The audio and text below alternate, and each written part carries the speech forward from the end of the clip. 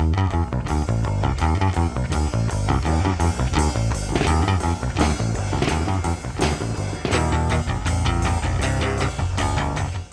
guest on this edition of KBTime is an author. He's written a couple books, and we're going to find out about all of those, including this one, Cleveland School Gardens. And if you're wondering what that's about, we're going to find out right now. Please welcome Joel Mader. Thank you for being here. I'm glad to be here. Thank you. Is this you? No. Okay. That picture was taken in 1938. Yeah. Very cool. That's before your time, I would say. Yeah, I sure. would say so too. Absolutely. That's at Harvey Rice Garden. Very nice. So a lot of folks probably, if they saw this, wouldn't think, oh, this is in Cleveland in 1938. It looks like it could be in the Deep South or something. Sure. Okay, I went to Cleveland private schools, parochial schools, and Benedictine High School. So I became a teacher in '69, and the program was still pretty much involved at that time. At the cafeteria wall, there was a little sign, they needed workers for the summer, and teachers, either you paint a house or you go and, and you do something else. Right. Well, the money was good, and it was a teaching job during the summer, so I took it, and that's where I got introduced to the whole program. Very cool, Yeah. very cool. And you taught English? Yes. There? Yes. Yes. Okay. Yes. So the students, you were there for about the last 10 years of the program. Right. How did they react to going and working in these gardens at that time? I mean, that was when, you know, video games were coming in and whatnot. Were they more Right. interested in that, or were they still into the garden? Well, yeah, that really before cable and all that really hit. Yeah. Okay. Remember, the end of the '70s is when the computers really started going. Sure. Well, this ended in '77, but the kids were elementary school, middle school, and high school kids. It was a part of them by the time they got to high school, because they started. We even had a kindergarten program. Wow. Yeah. Very cool. So by the time they got through the ranks, it was just a natural thing for them to do during the summers, go to their gardens. Pretty good. Yeah, it was really neat.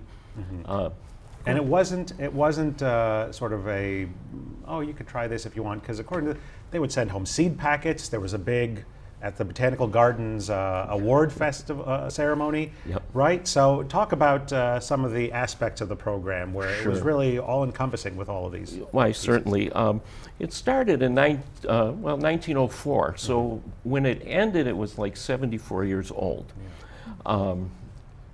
It started by putting gardens, little truck gardens, in empty lots, where when they tore down a house, they put a garden in, and the neighbors would come. You know, it was sort of a beautification program for Cleveland. Instead of having that vacant lot, you had the garden. Right. It took off in the 20s, and especially in the 30s when the Depression set in. Sure. Everybody wanted to have a garden. They usually had a garden in their backyard. Remember, Cleveland was a really, really multi-ethnic area. You had your Slovaks, your Hungarians, your Italians, your Irish, and you had separate neighborhoods. And what they wanted to do is mimic what they did in the old country. So gardens were right up their line. Of course. And then during the Depression, it became a matter of, you know, feeding the family. Sure. More than anything. Then in the 40s, it started to really catch on, and by the time I came in, there was 100 acres under cultivation in the middle of the city of Cleveland. Pretty good. You wouldn't see that today. Yeah. That's pretty amazing. And I think it also said the value of all the produce at one point in the 70s, something like $800,000. Yes, And the kids got to take all that home for free. Yes. Essentially. Matter of fact, you know, I remember, and my wife tells me this because she had a garden, that in the 50s and 60s, they'd go to the picture show on Saturday, and the mother or father would say, hey, on the way home, stop by your garden and bring some lettuce in. Oh, pretty good. And that sort of thing. Yeah, So much better than stopping by the store. That's right. Yeah. And I think one of the biggest ones at one point was in one of the schools in the Slovak neighborhood. So and where was the school that you taught in, by the way? South High, down South High, southeast Cleveland, which which encompassed actually that area. It's the 4th district now in Cleveland. All right. And what was like the ethnic makeup then? The A lot of ethnic Slovakians? in the 30s, 40s, 50s, 60s, and most of the 70s, it was Polish and Czech. Okay.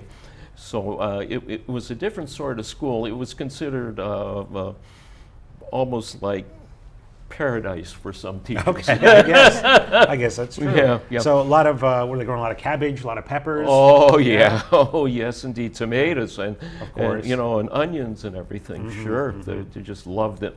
Right. Loved it. And what do the schools provide? I know they didn't just provide the seeds, because that could get to be expensive with all the fertilizer. Well, it got to a point as the program progressed over the years. We had certified horticulture teachers in charge. So this was not like a Mickey Mouse, hey, go do your own thing. No. This, in order to get a garden, there had to be one teacher in the school interested in the garden. And if you got that interest, then we would put a track garden in. Okay. Or just a small garden, depending on what the school had. The plot and whatever. If they had the room, we'd put it in. We actually put some in on asphalt. We built it up, like you do today. You see it. Okay, yeah. And then we had a garden on the asphalt in the driveway. Anytime anybody was willing, we would do it. Oh my goodness! Yeah. And then the schools, I know they supplied water and tools and all everything was provided. Yeah. It was part of the garden teacher, like myself, to make sure everything is watered and to take attendance. And you're talking, for the little ones, a small plot. For the senior high, at 10 by 40, for instance. And what we would do, we'd have to get a commitment from the kid, from the student, as well as the parent. And then we supplied him with everything. But we didn't give it to him. We charged like 40 cents. Okay. And you got all your tools you need. You got all the plants, the starter plants. Sure. You got all the seeds and anything you can possibly need. And then we started early spring and ended late September. That's when you saw the awards programs. Gotcha. For the first part of the television era, we were at Higbee's and that sort of thing. Then we went to, what was it? The Botanical Gardens. Botanical Gardens, and had the ceremony there. Right. Now, it's an unusual thing that happened to me, why I wrote this book. Besides being the garden teacher, one Thanksgiving Day, a friend of mine who happened to be in charge of Washington Park Horticulture Center, visiting my Thanksgiving dinner that day, she says, "Hey, Joe, I got a bunch of stuff for you, and if you don't want it, we're just going to throw it away." I says, "What do you got there?" He says, "Well, I got the archive of the Cleveland School Gardens." Wow. I says, "Great." I said, I'm a freelance writer, and after I retired in 2004, I'll do the history of it if you let me. She says, "Yeah, come on down." Well, I took my pickup truck and I filled it with pictures and documents and everything. Oh my goodness. I tried to see if I can find someone interested in it because I don't want to keep this. Sure. I want to research it. Right. So I called around to the different people, museums and what have you, and it landed up at CSU, Cleveland State University. Right. And I took it all, backed it up to the, just offloaded it, and I said, "Now listen, there's one caveat. You got to let me do all the research and keep it together until I finish my research." And that was okay.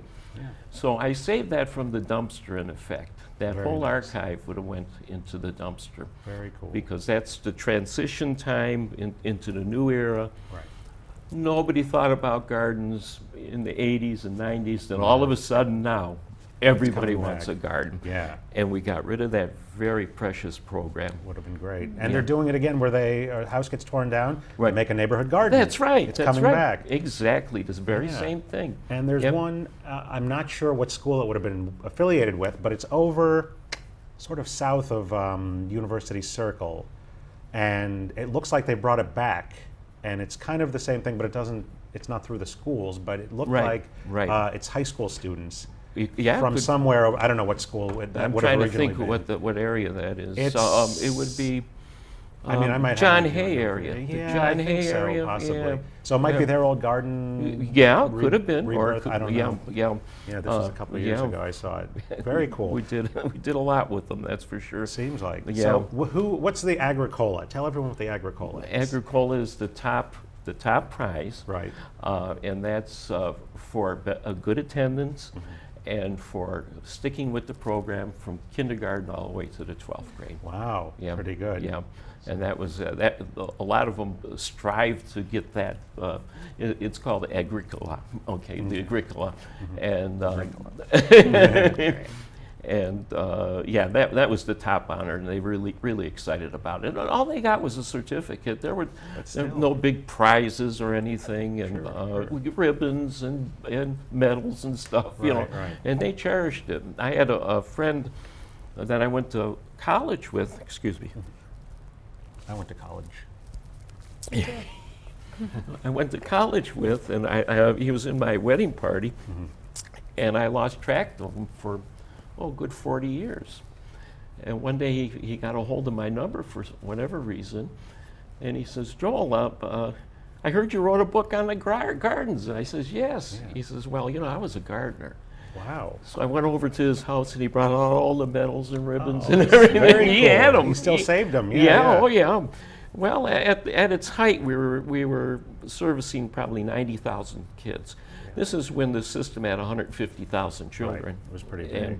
And most of them did this, sounds like. Yeah. Oh, yeah. So monetarily, we've talked about how the school provided everything. And you mentioned in the book this was kind of a hot potato politically for a while, and then busing came in the 70s. Right. So talk about how this was kind of a victim of politics that eventually killed the program. Well, actually, it was a court order. The court order didn't really kill the program, Right. but it was Judge Battisti at the time. This was the big desegregation trial of the Cleveland public school system. Paul Briggs was the superintendent at the time. The judge asked one question of the head of the horticulture at that time of the school gardens, was Dr. Waterwick. Okay. And they asked Dr. Waterwick, does every school have a garden? And Dr. Waterwick says no. Yeah. Only the schools that ask to have a garden have a garden. Well, he said, if all the schools can't have a garden, then no one's going to have a garden. Right. They took the $2 million budget and bought yellow buses for it, and that was the end of the program. That was the end. Yeah. Well, maybe it'll come back in some form. Well, it as is the one that I saw over by John Hay or whatever. Right, it is. right. And there's a lot of the old gardens, the larger ones, were taken over by the communities. Okay. And they followed the same method that we used. So it still kind of lives on. Yes, it in does. some way. Yes, it does. I have to ask, being that you were there in the 70s, were any kids ever growing things they shouldn't have been growing? Do you know? You probably, at this point, one of them. One time. Okay. Weren't our kids. Okay. There was a couple youngsters, and they were really young. It was amazing. They had one marijuana plant. Wow. Off to the side, they thought they were fooling me. Yeah. Yeah, they didn't. I pulled it out when they left. But it was growing. Yeah. I kept wondering, what the heck are they doing over there all the time, Yikes. coming in? Right. So I knew what to do. Oh, well. Well, that is amazing that you were able to compile all that into this book. And what's the feedback been over the last few years? Because I know that the program at one point, I think even someone from Venezuela had came to study it. Yeah, it was Venezuela. My particular garden was at 67th and Euclid. It was the Dunham Tavern Museum Garden. Oh, very cool. And we had guests from Japan. Wow. With interpreters and everything. And there's a tape somewhere in some archive of that. I didn't see it, but I remember them going around. They wanted, especially Japan, how do you put little gardens in when you don't have the right. place? Yeah, because everything over there is so sure. squeezed into where it needs to be.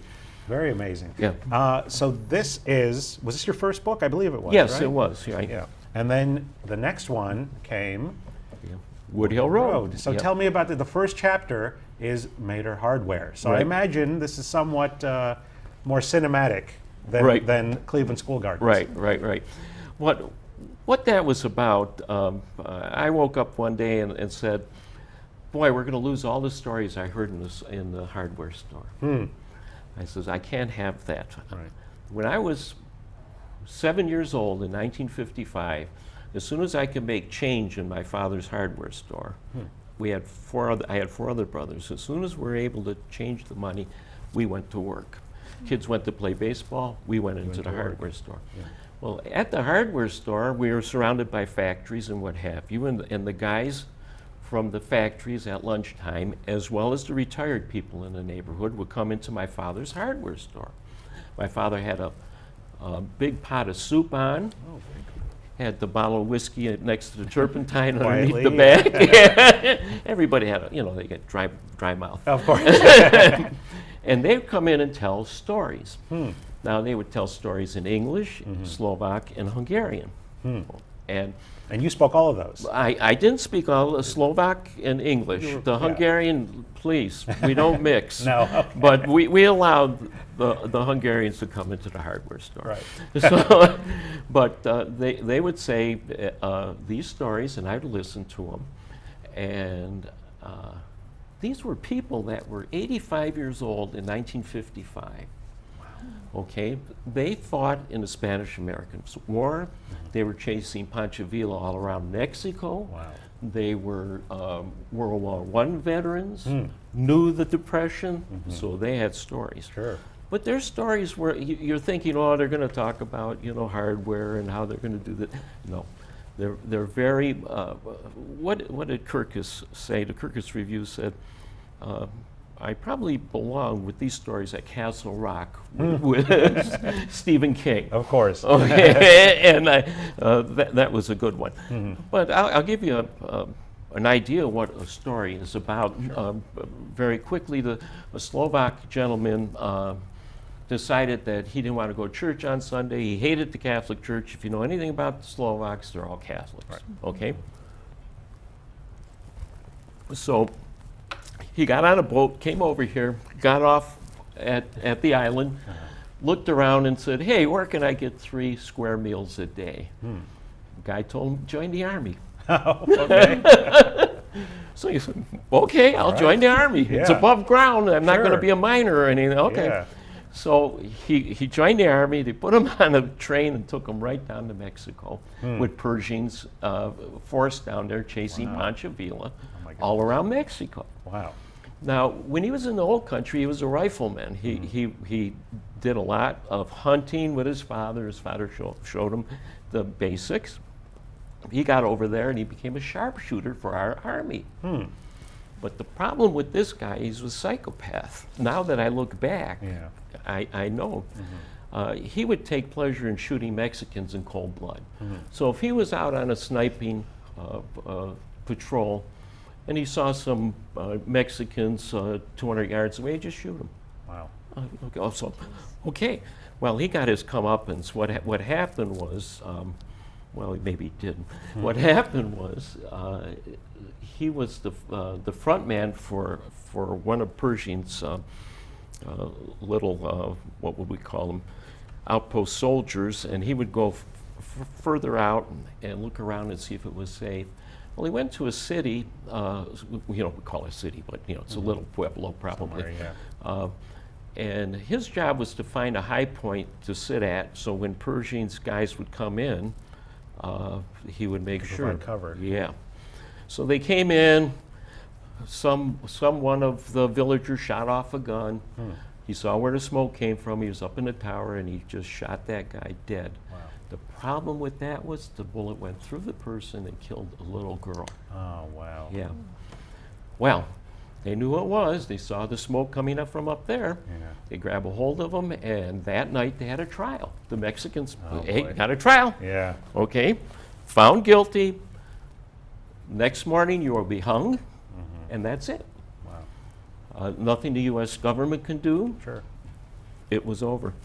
Well, that night the sergeant in Pershing, from Pershing's Army went there, paid off the guard, got him out of jail, put him on a train, and guess where he landed up? Cleveland, Ohio. Wow. Then we're saying to the guy, the storytellers in the group said, wait a minute. You were killing people in cold blood? He says, people? They were people, they were Mexicans. Oh, wow.